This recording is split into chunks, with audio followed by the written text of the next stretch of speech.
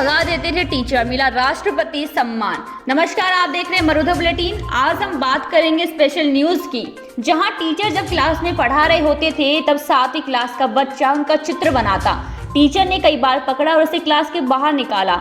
आज उसकी कला का जादू हर कोई देखना चाहता है। राई और खस के दाने इतने छोटे कि पकड़ो तो फिसल जाए, लेकिन वही छात्र उन पर चित्रकारी करता है। कलाकारी ऐसी कि हाथ का स्पर्श पाकर रंग और चित्र बोल उठते हैं। शायद आप भी देखने के बाद यही बोलेंगे, यह कैसे संभव है। आपने कैनवास पर चित्रकारी के बारे में खूब सुना और पढ़ा होगा। खस के बीज पर चित्रकारी शायद ही देखी होगी।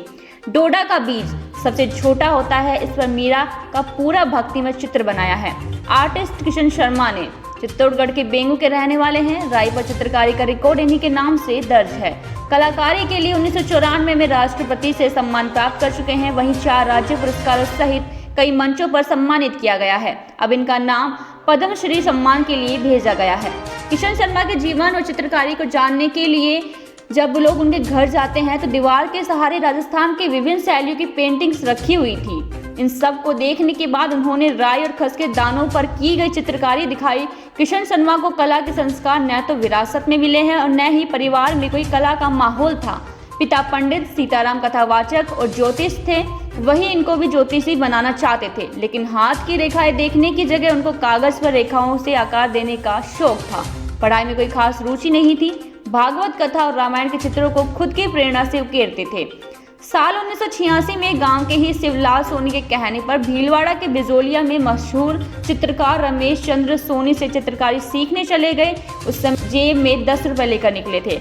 गांव की पहाड़ी चढ़कर दूसरी तरफ पहुंचे और वहां से बस में बैठकर भीलवाड़ा की बिजोलिया पहुंचे। किशन शर्मा ने रमेश चंद्र सोनी से 6 साल तक चित्रकारी की विभिन्न शैलियों की ट्रेनिंग ली और रंग व शैलियों की बारीकियां सीखी। वहां से वापस बेंगू आए और गौतम चित्रशाला की शुरुआत की। इसके बाद चित्रकला में नए आयाम स्थापित किए।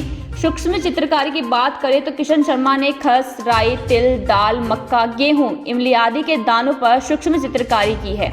गुलमोहर, इमली, गुलेकर, मोगरा, पीपल, गुलेल आदि पेड़ पौधों की हरी पत्तियों को सुखाकर उनके ऊपर भी चित्रकारी की है। खस के दानों पर उन्होंने मीरा का जो चित्र बनाया है उसमें मीरा के ललाट पर चंदन, कानों में बाली, गले में माला, एक हाथ में वीणा, दूसरे हाथ में करताल एवं भगवा वस्त्र पहने भक्ति में लीन दिखाई देती है। इसके अलावा महात्मा गांधी, स्वामी विवेकानंद, रामकृष्ण परमहंस और महाराणा प्रताप का चित्र भी बनाया है। कागज, बसरी, सीट, हाथीदार, सिल्क, प्लास्टिक प्लेट आदि माध्यम पर भारतीय पारंपरिक शैलियों के चित्र, मुख्य रूप से राजस्थानी शैली, मेवाड़, किशनगढ़, बूंदी, नाथद्वारा आदि। Colour water colour, poster colour, fuji, oil colour, fabric colour के साथ कुछ प्राकृतिक रंग। शैली चित्रांकन में गोल्ड, सिल्वर का भी उपयोग किया जाता है।